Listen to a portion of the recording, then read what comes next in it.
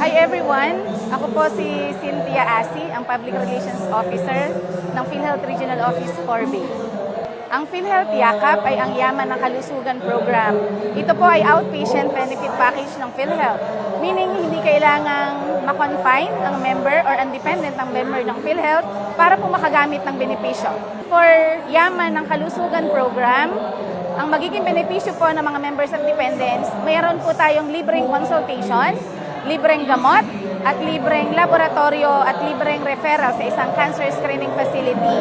Ang lahat pong ito ay matatanggap ng isang member and dependent ng PhilHealth depende sa current na medical condition.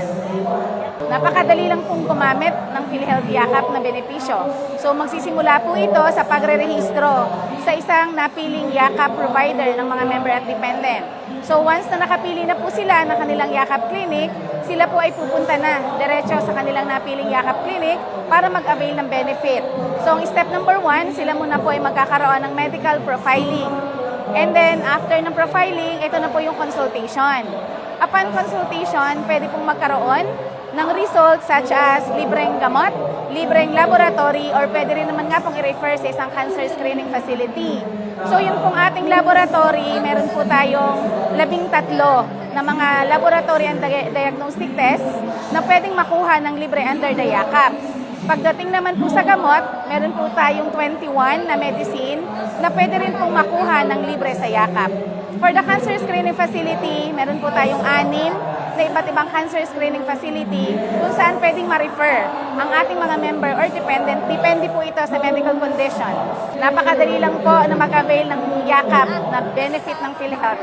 Ang natatanging requirement, kailangan lang po sila ay magkaroon ng PhilHealth Identification Number or dapat maging member ng PhilHealth para po makakuha sila ng PhilHealth Identification Number. Yun lang po ang tanging kailangan nilang alam kapag po sila ay nagparehistro sa isang Yakap clinic.